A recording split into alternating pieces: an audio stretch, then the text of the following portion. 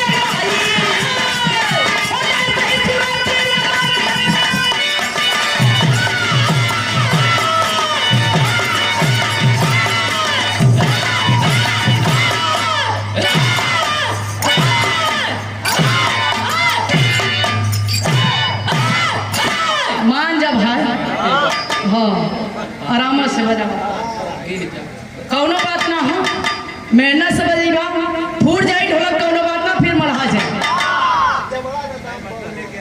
नहीं इधर मटर लेके आलू बजी कौनो बात ना हो लेकिन मेहनत से बजेगा।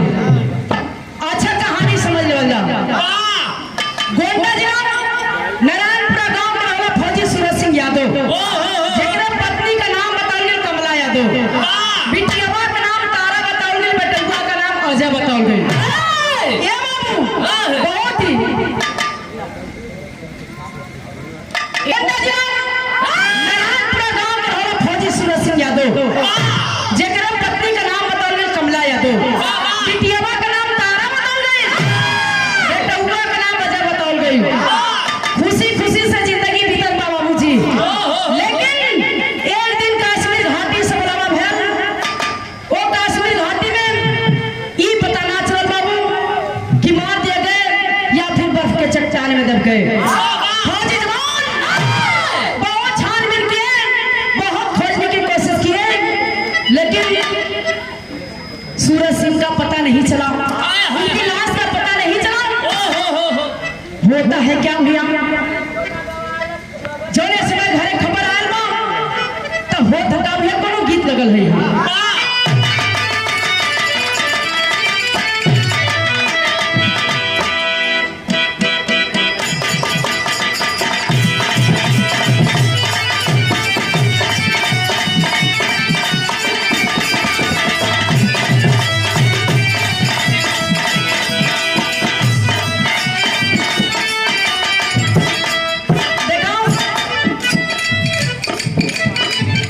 माटी हो अपने माटी का गीत हो और यही माटी से बिरहा गावत गावत आज सुपर स्टार हीरो हो गए दिनेश लाल यादव।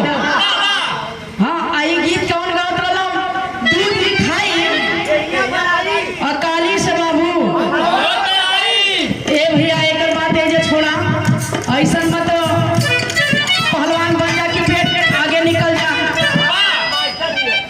राम जन्म भैया से प्रोग्राम होगा ज्यादातर हमने जसवंत भैया से उनका प्रोग्राम होता रहेगा। आई प्रोग्राम मुगल सराय में चले रहेगा राम जी भैया सुरेंद्र यादव हमार राम जन्म ओकरे बाद ओम प्रकाश दीवाना को ई भैया करौले रहलो बराबर ही करावत रहलो। जसवंत भैया मुगल सराय में वैसे बिरहा का गढ़ हो सुनवैया भी हमारा रहले राम जी भैया। थोड़ा कम करवाओ राम जी भैया र से राम जी र से राम जन्म र से रीना सहानी तो सुना प्रोग्राम कर दो तो पता है गावत कर लो वो समय चलत हो वो का बोलो कि गौवा में आए वाली रहुआ को अकनवा में पहले बा सुनवा को एक टमाटर नियर हाँ तो हम सोचली कि गाय के छोड़ दे का राम जी भैया तो हम का गली दवा दवा हम केहू के ना करते हम बताइए कितना बताइए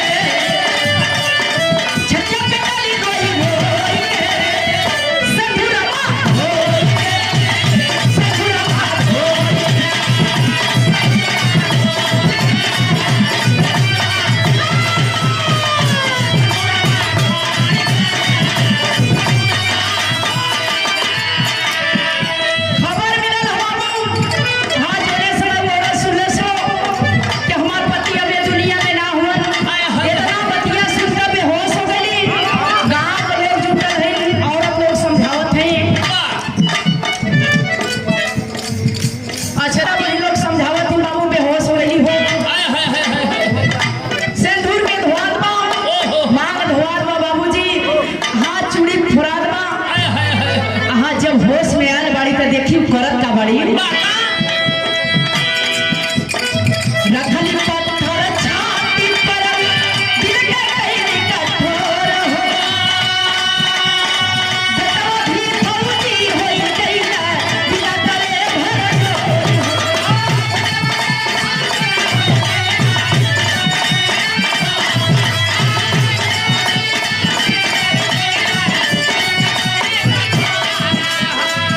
रोई रोई कसम धरावली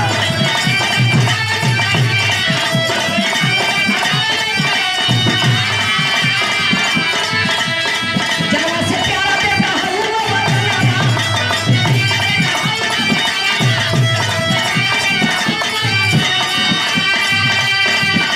रखियो सपना सजोई के रखियो सपना सजोई के संधुरमा होई के संधुरमा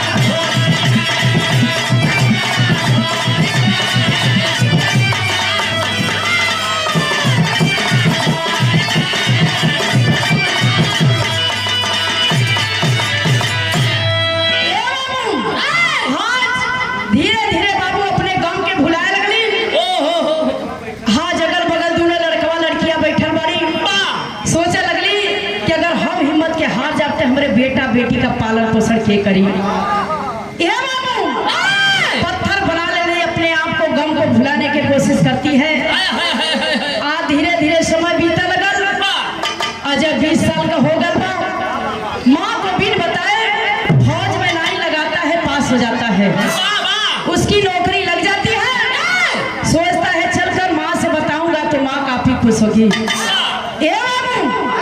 वर्दी पहना है लड़का माँ के सामने जाकर खड़ा हो जाता है मतारी जब दिख ले बा कले बा कि ना ना बेटा ना हम गांव को बड़ी मजदूरी करवा दे लेकिन है फौज का नौकरी ना कर दे ये बाबू कहले कि तोहर पिताजी भी एक फौज का जवान रहला फौजी जवान रहला लेकिन आज तक पता ना चलल कि मार दिए गए या फिर बर्फ के चट्टान में दब गए ना बेटा हम तो के ड्यूटी करा ना दे ये बाबू जब इतना बतिया लड़कवा सुने सोच ले उसकी लगा था मम्मी हमार बात ना मानी धिकारता है कहता है धिकार है इस माँ को आप एक फौजी जवान की पत्नी हो फौजी जवान के पत्नी के मुख से बात ये शोभा नहीं देता मैं जाऊंगा जरूर जाऊंगा मतारी सोच ले कि लगत था कि हमार लाल हमार बात ना मानी कसम दे देती है कहती है ठीक है बेटा तुम जाओ भारत माता का लाल रखना अपने पिता का नाम रोशन करना माँ के आंखों में आंसू है बेटा का विदाई करा था कौना भाव में भैया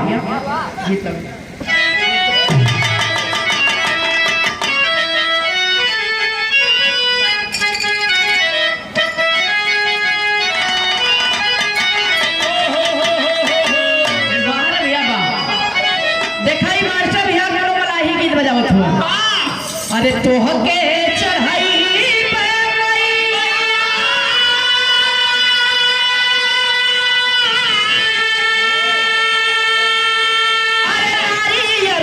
चुनहारिया होती के नैया कहाई तो कि नहारवा होती कहो काय नाम लो तो का समझ में आते होते आपन वाली अच्छा जवन अच्छा तू मनबा ना हमसे जाए रे शॉर्टकट मार के आए लेकिन ना मनबा तो अच्छा देखा मला भैया लो कावल सजा के सॉरी नैया जब पानी में डाला लो सवेरे सवेरे के टाइम 5 गोटी लेके वही इसके मनाए के डाले कि भगवान हमार बोहनी बढ़िया सा हो तो सवेरे के टाइम गोटी डाल दे लो तो जब गंगा माई अपना लड़की के रूप बनाए के सुंदर आके नैया पे बैठ गई नैया पे बैठ गई मलहवा कलश की वाह क्या माल है बढ़िया बहनी हुई। तो ई ना मनिया भैया, हम समझे शॉर्टकट मार के आई, लेकिन मनी है ना, सुन के मनी है। गंगा चैनल में जब हम गौरी गाँव खातिर उपेंद्र भैया, ए भैया, अरे रिया का खाली सीटिए बजेबा जसवंत भैया के नाराज होकर तो दा मर्दवा नाराज का भैया रे, मानुष तन मिलल हो, एक दिन चल जाए के हो। हाँ, पड़ोसी न हुआ लोग। इतना घमंड कैला का कोनो जरूरत ना है राम जी भैया। ये हम बताइला कि एटीएम कार्ड भी आदमी बनावला, सोचला कि चुरा के लेके चल जाओ, तो वो हो ना जाए, कुल इजा रह जाए। तो जब हम गए तो विजयी गुरुजी रहला, ओम प्रकाश गुरुजी रहला भैया, वो सोचला कि मलाही है। वैसे हमारा टाइटल भैया पंजाब से लगल है, से हटा ना पौली है। हो जाने की नींद कमाल आई। तो जब हम गए तो कहला कि बेटा इधर आओ, थोड़ा आप सहानी हो तो मलाही गीत थोड़ा सा सुना दो। हम कहलिए भैया अभी तो बड़ा बवाल होगा, हम तो ये कठ जानी ला। कहो नहीं नहीं सुनावा, तू जाने लू। तो विजय गुरु जी कहला कि नहीं बेटा एक सुना दो। सब लोग बैठल रहा, बेचू गुरु जी रहला, प्यारे लाल गुरु जी रहला, ओम प्रकाश गुरु जी और विजयी गुरु जी। हम कहलिए गुरु जी ठीक है, नहावा चलत ही देखी है ना। हाँ नहीं तो शेर, नहीं तो सवा शेर तो भैया है। हाँ तो कैसे गावली भैया, देखा एक तरह से राम जी भैया वो हवेली देखत हुआ। होई ना।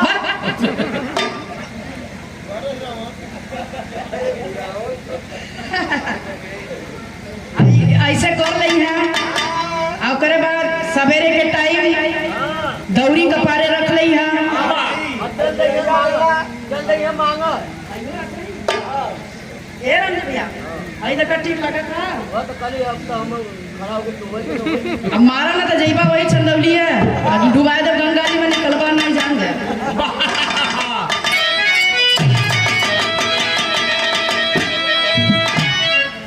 तो वो चल देली भैया ऐसे राम जी भैया, चला नहीं ना तो जाना था, ऐसे कर ली है भैया। पर रख लेंगे भैया, देखा दौरी ना है, यही से काम चलावत है। अल्लाह राम जी भैया, ये दौरिया लेकिन अपने करवाएंगे जनता कैसे।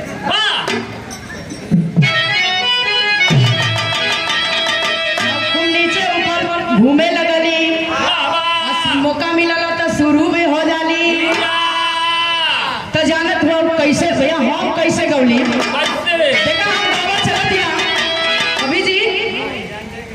ये जान रही कि हमने जब गाना गावा चला थी ना मलाही की, ये जान रहे सैदपुर कई मलाही गावत थी। जो मलहिनिया है साथ में क्यों को रहली, एक ठे गावल एकदम चपरा बर्रा के तरह, एक ठे गावल है तो जैसे लगला कि करे भोलिया में से वजिया में से घींच हुआ था। तो वो कैसे गावे भैया,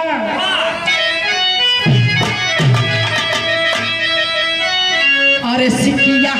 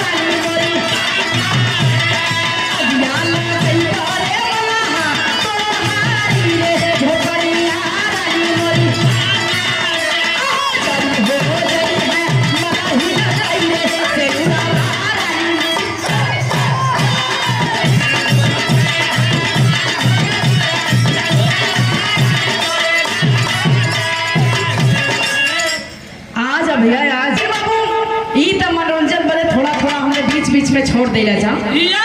लेकिन बाबूजी कहानी पे ध्यान देवल जा। हाँ मतारी बेटा के कसम दियावत हो भैया, कौना भाव में मतारी की आंख में आंसू है, बेटवा के कसम देले बा, विदाई करत बा कौने भाव में।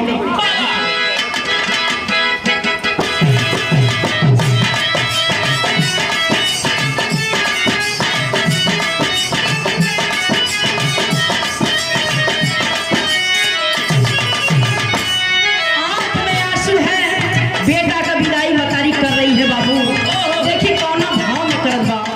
ई वतनवा हीरवा रे,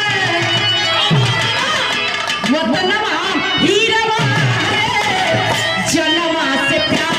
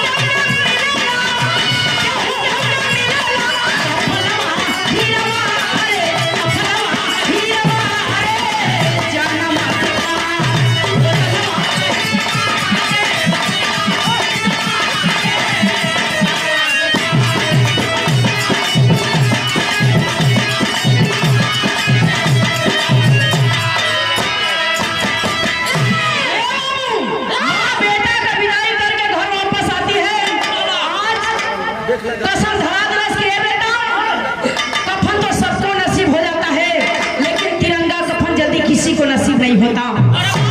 देखी बाबू मतारी घर पे आएगा, लेकिन बेटा का ड्यूटी वही कश्मीर घाटी में लगल है कि जहाँ के पिता का पता ना चल। वो कश्मीर घाटी में लड़का पहुँचता है। अच्छा, दिलीप भैया की ओर से ढेर सारा पुरस्कार, बहुत बहुत प्रणाम हो। वो कश्मीर घाटी में लड़का पहुँचा तो कैसे गीत लगल भैया।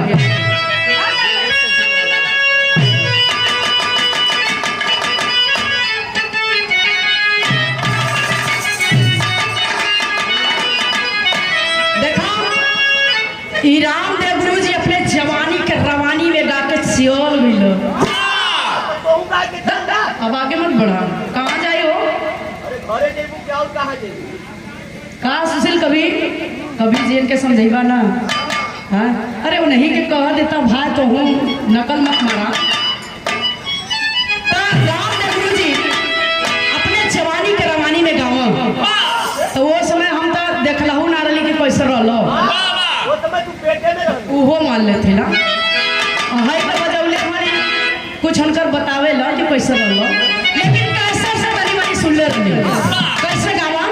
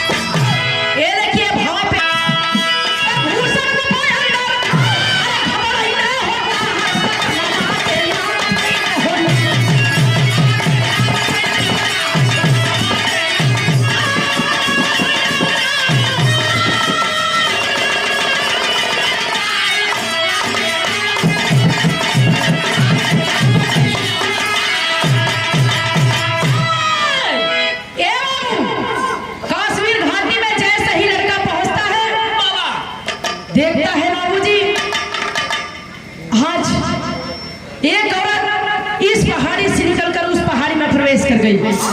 लड़का हाथ उठाता है और हमें तक आई देखता है एक औरत इस पहाड़ी से निकलकर उस पहाड़ी में प्रवेश कर गई। हाथ उठाता है, घड़ी में देखता है 1 बज रहा था रात। सोचने लगा ये औरत इस पहाड़ी इलाके में इसका क्या काम। सोने के लिए लड़का जाता है, रात भर उस औरत के विषय में सोचता रहा। सुबह होता है तो कमांडर साहब से पूछता है, कमांडर साहब से एक बात पूछता है, अरे पूछ रहा है भेद था का, पूछ रहा है भेद था का। कमांडर ने बताया है जो भी गया है अंदर इससे लौट अभी ना आया है। रिक्वेस्ट क्या है अजय साहब, अगला रिक्वेस्ट क्या है अजय साहब, बाहर उसके जाऊंगा, दुकान है दुकान ठिकाना सही दुकान लगाऊंगा।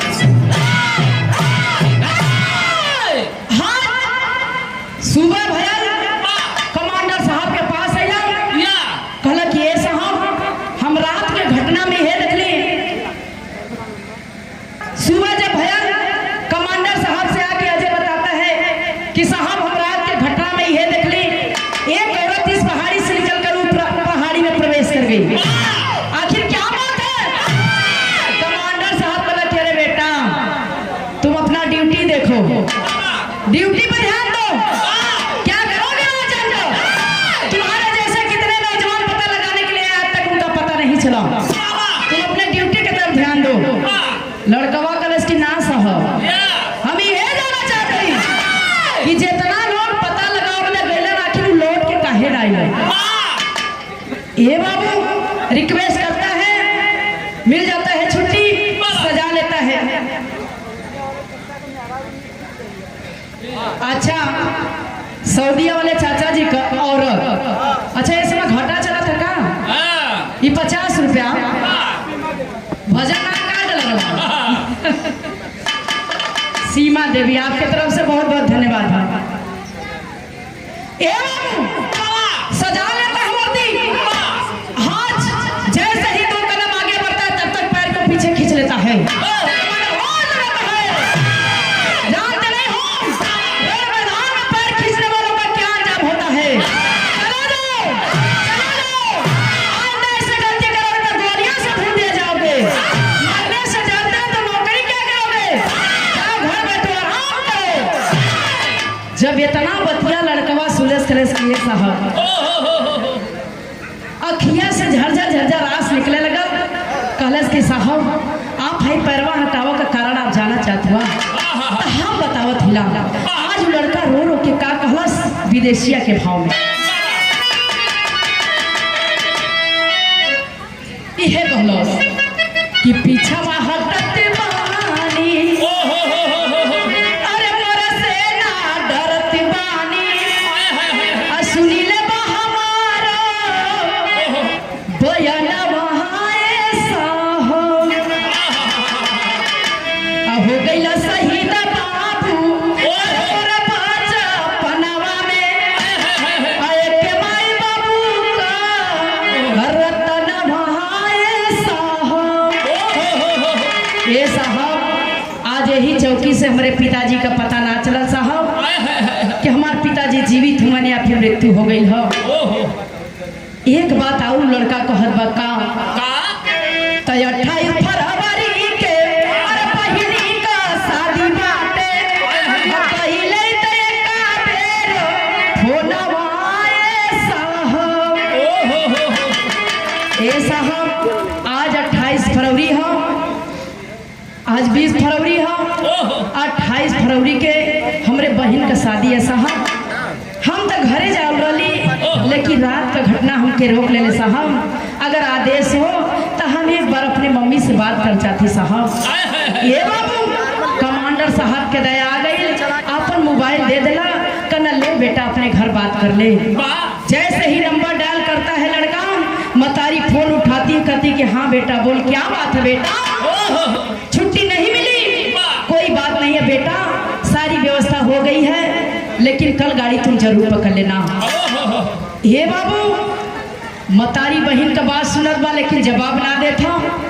तब तक बहनिया फोन ले कि हेलो भैया, मालूम हो ना भैया, हमके सोने का कंगन चाहिए। अगर कंगन ना देबो भैया, कंगन ना लेबा तो हम तो से बात ना करब। मतारी बहन का बात सुनल बा, लेकिन जवाब ना देते है बाबू। फिर फोन ले लेलस।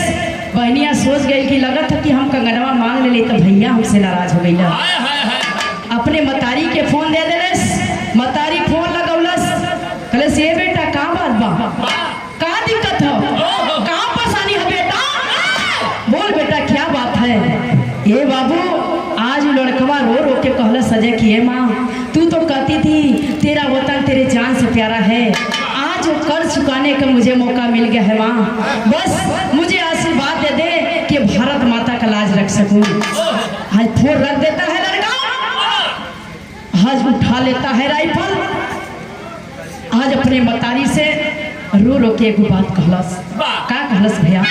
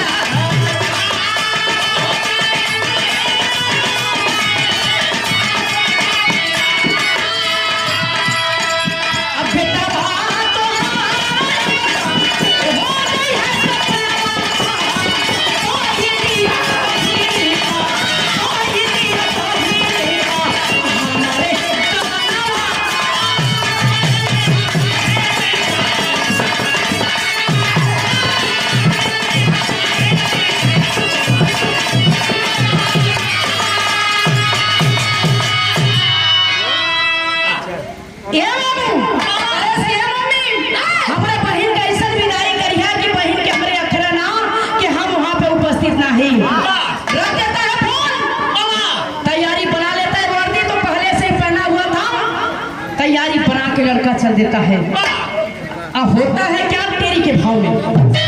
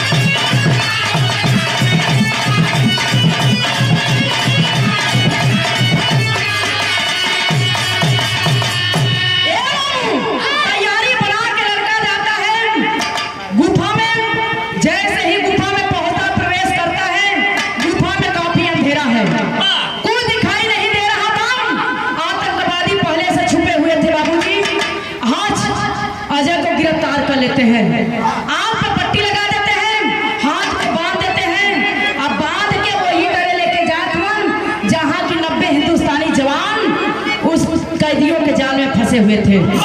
पट्टी खुलता है, अजय देखता है, कहता है कि अरे ये तो मेरे 90 हिंदुस्तानी भाई हैं, आप लोग कैसे फंसे? एक जवान बताता है, वो जवान बताता है वो सब आतंकवादी हैं, आतंकवादियों से मिले हैं, मिल करके जगह जगह बम विस्फोट करवाते हैं। ये बाबू जब इतना बतिया अजय सूरज कलश की अच्छा धिक्कार है ऐसी जिंदगी को, ऐसी जिंदगी घुट घुट जीने से अच्छा कि तुम लोग वीर गति को प्राप्त हो जाओ। निकालता है वर्दी, आज 90 हिंदुस्तानी जवान को बाबू बम को थमा देता है। आज 90 हिंदुस्तानी जवान का हौसला बढ़ा लगल, सोचा लगल हमने के जियते देश का पानी कैसे जाई, मिल के सामना कर चौलरिया के लिए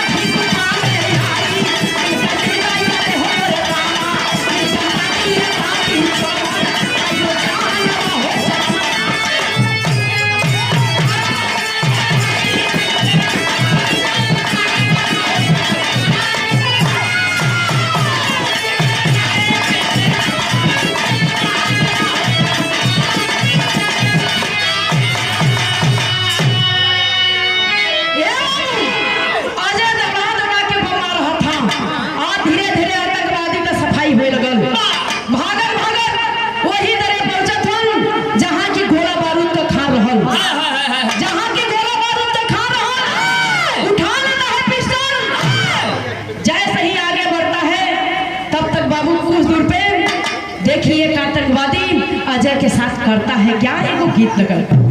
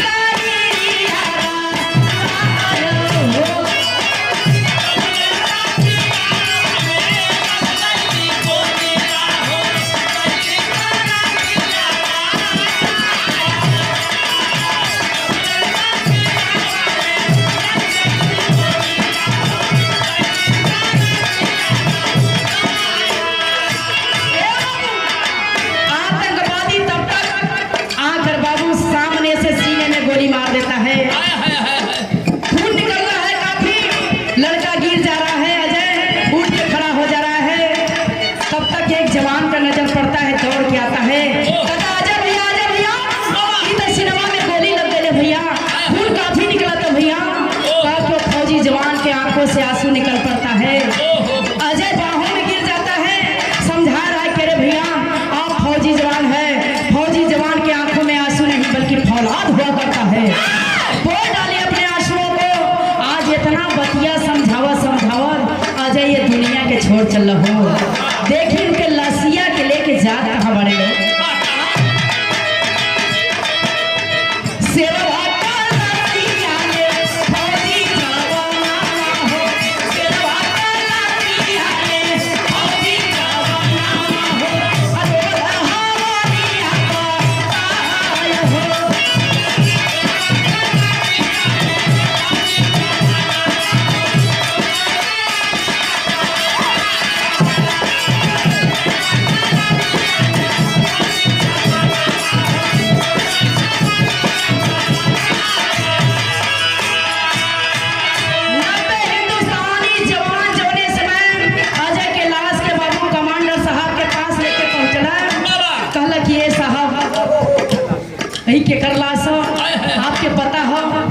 कमांडर साहब कहला कि अरे बेटा ये कौन है? वो जवान बतावत था बाबू कि वही अजय है। सर ये वही अजय हुआ जवान की 90 हिंदुस्तानी जवान का जान तो बचा दिलो, लेकिन अपने ये दुनिया के छोड़ चल। हे बाबू जौने फनवा से अजय अपने घरवा बात कैले रहल, आज वह नंबरवा डायल करके कमांडर साहब मतारी से ही है बतिया बतावत हो भैया।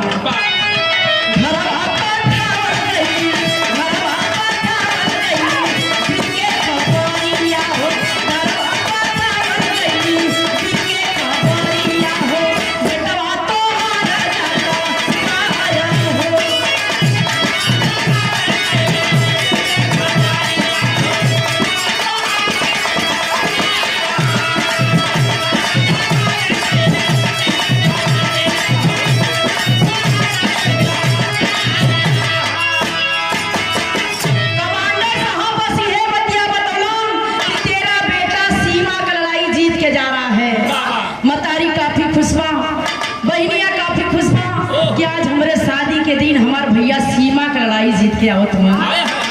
ये बाबू मतारी के काम मालूम बा, बहन के काम मालूम बा कि हमार भाई जीवित आवत है या फिर मृत्यु हो गल बा, लेकिन अरमान सजा के आज बहनिया इंतजार करत बा कि आज हमार भैया आई है सीमा का लड़ाई जीत के।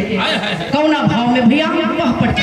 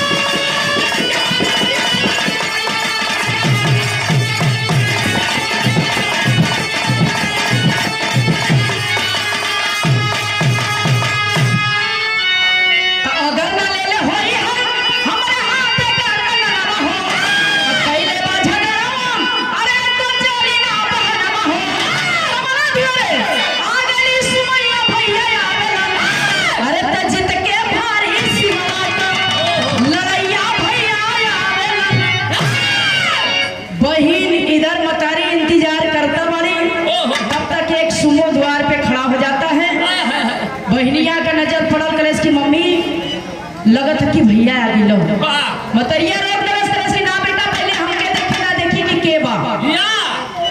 दोनों जने बाबू गाड़ी के पास पहुंचत है, एक फौजी जवान बाहर निकलता है, मतारी का नजर पड़ल करस कि बेटा कहलस कि ना ना ना ये तेरा भाई तो नहीं है, लेकिन ये चेहरा तो जाना पहचाना लग रहा है। ए बाबू वो फौजी जवान रहल के आप लोग के आल्हा के माध्यम से बताइए।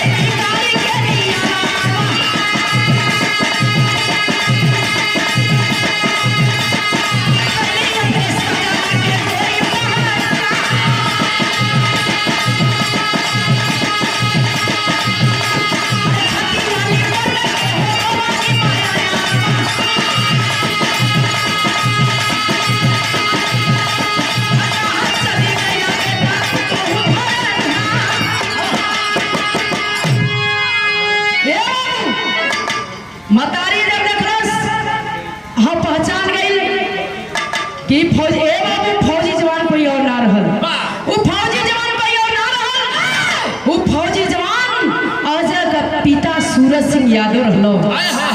मतारी जाके सिनेमा से चिपी के झरझर झरझर रोका। हाज इहे कहता कि अरे सैया तू इतना दिन कहाँ रहला सैया, इतने ना हम विधवा का जिंदगी बितावत है सैया, तू कहाँ गरला हो? हाँ जौने बिटिया के तू 6 महीना का छोड़ के गरला, आज वही बेटी का शादी है। सीमा से फोन आया रहा कि तेरा बेटा भी सीमा का लड़ाई जीत के जा रहा है। अजय भी अब तो भैया तू जल्दी से तैयार हो जा सैया। कैसे कैसे बदल दे।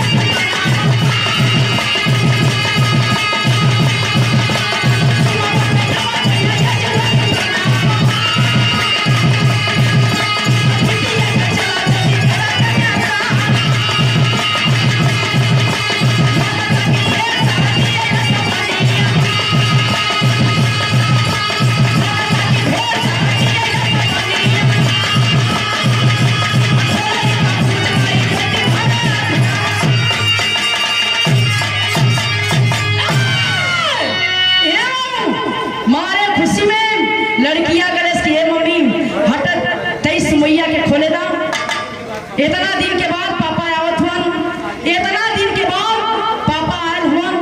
शादी में तो जरूर कुछ लेके आयल भैया। अच्छा ही आप बड़े भैया कन्हैया राम भैया की ओर से ढेर सारा पुरस्कार, बहुत बहुत प्रणाम सब भैया लोग के प्रणाम। आज बिटिया गणेश की मम्मी इतना दिन के बाद पापा हमारे शादी में आयल हुआ तो जरूर कुछ लेके आयल भैया। तरी मम्मी हमके देखे ना कि देखी पापा का लेके आयल बड़ा लड़की मतरिया गणेश के नाम बेटा पहले हमके देखे ना देखी कि तो के देव बदे का लेके आयल बा।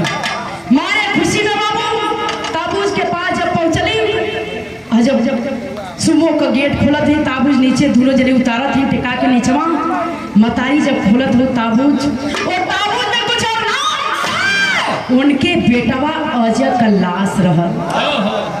पल भर की खुशी बाबूजी गम में बदल जाता है। मतारी तो देखता बेहोश हो गई। हो बहनिया कुछ दूर पर एकदम बाबू जैसे लगा कि कोई बतिया ना आवत हो। झर झर झर पानी का छिड़काव करे मतारी जब होश में आई तो 3 सवाल कैले। पहला सवाल बताओ सैया विधवा से पहले हमार मान सजैबा कि पहले बिटिया का कन्यादान करबा कि पहले बेटा का कंधा उठेबा। 3 में से फैसला कैला कि तू कौन काम करबा। आखिरी लाइन में कहना है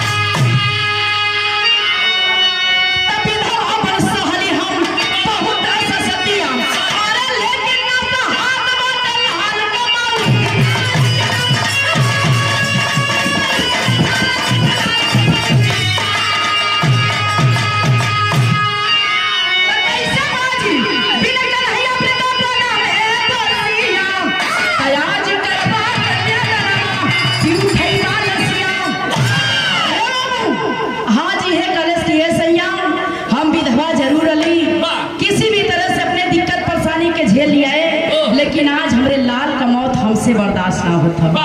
सूरज से समझावत हुआ कि कहीं कमला पागल ना हो जाए। समझावत का बड़न धीरज अवधावे सूरज परसे नयनवा अरे भाई से हिंद बेटा देश के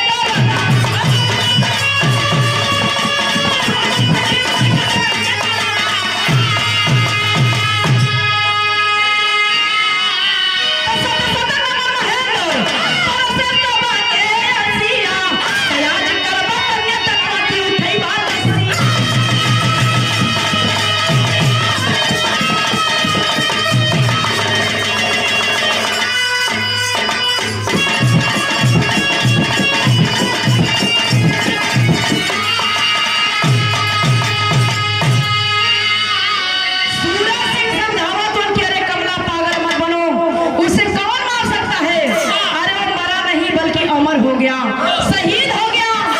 आज उसी का दिन है जो मैं तुम्हारे सामने खड़ा हूँ। ऐसे बेटे पर तुझे नाज होना चाहिए, बल्कि गर्व होना चाहिए। ऐसा बेटा तो नसीब वालों को, किस्मत वालों को मिलता है।